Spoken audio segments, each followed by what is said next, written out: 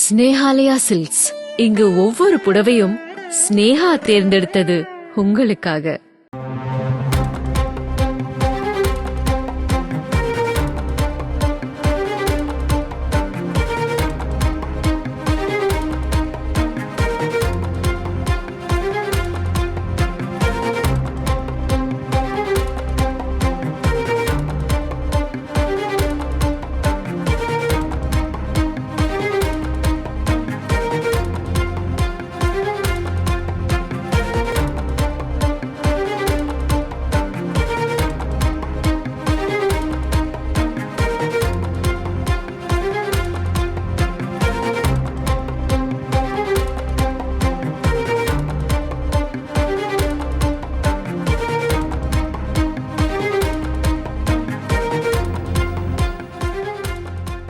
சட்டப்பேரவையில் முன்னாள் முதலமைச்சர் ஓ பன்னீர்செல்வத்தின் இருக்கையானது தற்பொழுது மாற்றம் செய்யப்பட்டிருக்கிறது. முழு விவரங்களை செய்தியாளர் பிரகாஷிடம் கேட்கலாம். பிரகாஷ், வணக்கம். பிரகாஷ், அவருக்கு எந்த இருக்கையிலிருந்து எந்த இருக்கையானது மாற்றம் செய்யப்பட்டிருக்கிறது? அந்த இருக்கை ஏற்கனவே யாருக்கு அந்த இருக்கையில் அமர்ந்திருந்தனர்? முழு விவரங்கள் என்ன?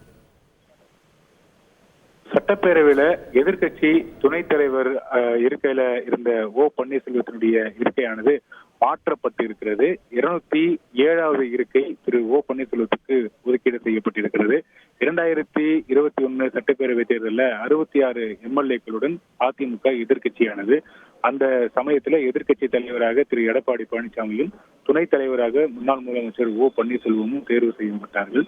இதையடுத்து 2022ஆம் ஆண்டு அதிமுகவில் ஒற்றை தலைமை பிரச்சனை ஏற்பட்டதை அடுத்து 2022 நடந்த அதிமுக பொதுக்குழுவில் முன்னாள் முதலமைச்சர் ஓ பன்னீர்செல்வம் அதிமுகவில் இருந்து நீக்கப்பட்டார். அதையடுத்து அதிமுக சட்டமன்ற உறுப்பினர்கள் கூடி எதிர்கட்சி துணைத் தலைவராக ஆர்.பி. உதயகுமாரை தேர்வு செய்தார்கள். தேர்வு செய்த கடிதத்தை அதிமுக கொறடா மூலமாக சட்டப்பேரவை செயலாளருக்கு சட்டப்பேரவை தலைவருக்கும் வழங்கப்பட்டது. எதிர்கட்சி துணைத் தலைவராக ஆர்.பி. உதயகுமாரை அங்கீகரிக்க வேண்டும், பேரவையில இருக்கை மாற்றம் செய்ய வேண்டும் என்று தொடர்ந்து அதிமுக சார்பில் வலியுறுத்தப்பட்டு வந்தது. நேரிலும் வலியுறுத்தப்பட்டு வந்தது, கடிதம் வாயிலாகவும் வலியுறுத்தப்பட்டு வந்தது. சட்டப்பேரவை நிகழ்வுகளின் போது சட்டப்பேரவையிலேயே பல முறை அதிமுகவினர் சபாநாயகரிடத்தில் இது தொடர்பாக முறையிட்டு வந்தனர். இந்த நிலையில நேற்று தினம் சட்டப்பேரவை நிகழ்வில் நேரமில்லா நேரத்தில் பேசிய எதிர்கட்சி தலைவர் எடப்பாடி பழனிசாமி மரபுபடி எதிர்கட்சி துணைத் தலைவராக அதிமுக சார்பில் ஆர்.பி. உதயகுமாரை ஏற்கனவே தேர்வு செய்து பல முறை நேரிலும் கடிதம் கொடுத்து விட்டோம், நேரிலும் வலியுறுத்தி இருக்கிறோம். ஆனால் தொடர்ந்து எங்களுடைய கோரிக்கை நிறைவேற்றப்படாமல் இருக்கிறது. எனவே மரபுபடி எதிர்கட்சி துணைத் தலைவருக்கு அருகாமல் இருக்கக்கூடிய இருக்கை எதிர்கட்சி துணைத் தலைவருக்கு தான் வழங்கப்பட வேண்டும்.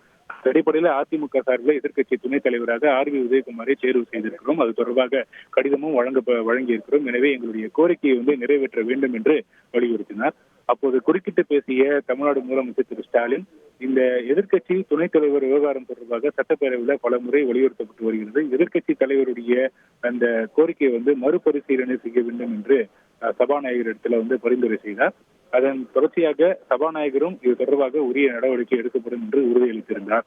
இந்த நிலையில இன்றைய தினம் சட்டப்பேரவையில எதிர்கட்சி துணைத் தலைவர் இருக்கை திரு ஆர்.பி. உதயகுமாருக்கு ஒதுக்கீடு செய்யப்பட்டிருக்கிறது.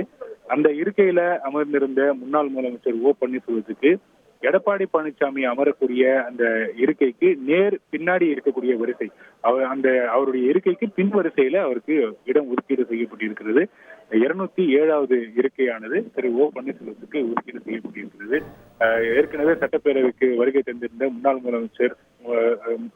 முன்னாள் அமைச்சர் திரு ஆர்.பி. உதயகுமார் தற்போது வரைக்கும் சில நிமிடங்களுக்கு முன்பு வரைக்கும் காத்திருந்தார். திரு எடப்பாடி பழனிசாமியுடைய வருகைக்காக காத்திருந்தார். அவர் வந்ததுக்கு பிறகு அவரோடு சென்று அந்த இருக்கையில் அமரலாம் என்று காத்திருந்தார். ஆனால் திரு எடப்பாடி பழனிசாமி வருவதற்கு காலதாமதமாவதால அங்கு எடப்பாடி பழனிசாமி தரப்பிலிருந்து தெரிவிக்கப்பட்ட அந்த தகவலின் அடிப்படையில சில நிமிடங்களுக்கு முன்புதான் பேரவை நிகழ்ச்சியில் பங்கேற்பதற்காக ஆர்.பி. உதயகுமார் சட்டப்பேரவைக்குள் சென்றிருக்கிறார். முழு விவரங்களுக்கு நன்றி பிரகாஷ். ஸ்னேஹாலயா சில்க்ஸ். இங்கு ஒவ்வொரு புடவையும் ஸ்னேஹா தேர்ந்தெடுத்தது உங்களுக்காக.